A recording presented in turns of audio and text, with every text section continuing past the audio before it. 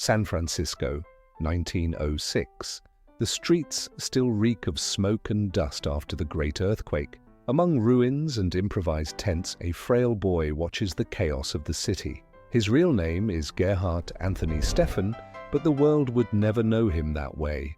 A slip of the ring announcer, a name thrown into chance, Willie Ritchie, would become the disguise that allowed him to deceive his mother and at the same time carve his destiny.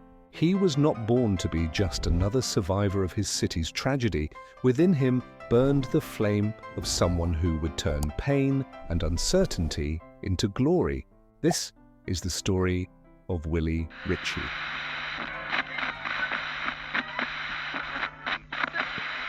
Willie was born in the heart of San Francisco, in a modest house on the corner of 5th and Clara Street.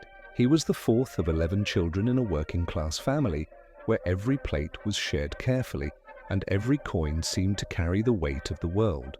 From an early age, he took odd jobs, delivered messages, and helped sustain the household however he could. In 1906, the great earthquake changed everything. The city was devastated, swallowed by ruins and fires that seemed endless. Willie's childhood was left with deep scars. Soon after, amid reconstruction, destiny surprised him. A fighter named Willie Richardson failed to show up for a preliminary bout. Called in at the last minute, Gerhardt stepped into the ring. Afraid of bringing shame to his family, he asked to be announced under a different name. The announcer introduced him as Willie Ritchie. That night, the boy discovered he had something stronger than shyness. Fists capable of forging a path in a hard and unforgiving world. As the years passed, that timid boy transformed into a cold and disciplined competitor. Willie Ritchie did not possess the crushing punch of a knockout artist, but he had something even more dangerous: intelligence inside the ring. He moved with precision, calculated every strike, and turned boxing into a brutal game of chess. On November 28, 1912, the ultimate chance arrived.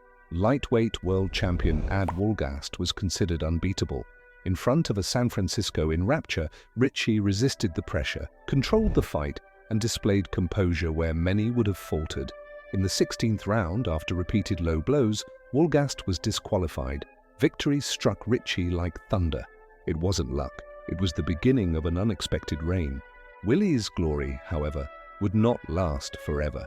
In 1914, he traveled to London to face Freddie Welsh, the British lightweight champion. 20 rounds of endurance and strategy. In the end, the decision went against him. It was not just a sporting loss, it was the first blow that reminded him even champions are human.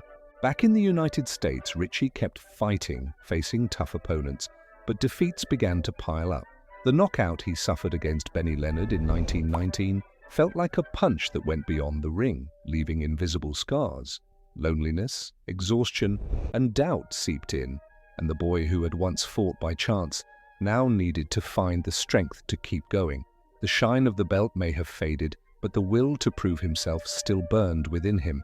Even after losing the title and enduring bitter defeats, Willie Ritchie never abandoned boxing. In the years that followed, he balanced comebacks to the ring with a new life outside of it, teaching boxing at Camp Lewis during the First World War, promoting fights in California, and running a tire business. Each choice showed that his strength was not only in his fists, but also in his discipline and character.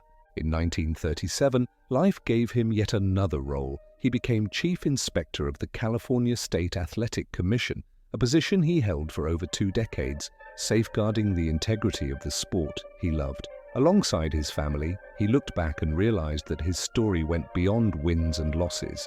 It was about legacy, respect, and the ability to turn unexpected opportunities into a memorable life.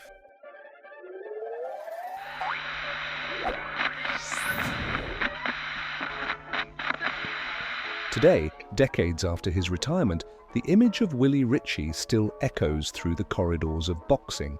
A boy who once stepped into the ring by accident, who used a false name to protect his family, became a world champion, instructor, promoter, and guardian of the sport. His story remains a living reminder that greatness does not depend solely on talent, but on courage, resilience, and integrity. As the sun sets over San Francisco, it is possible to imagine his firm steps across empty rings, every punch marked by determination, every glance charged with purpose. Willie Ritchie did not just win fights, he earned the right to be remembered, immortalized among the greatest, and his legacy endures as an inspiration to all who dare to fight, inside or outside the ring.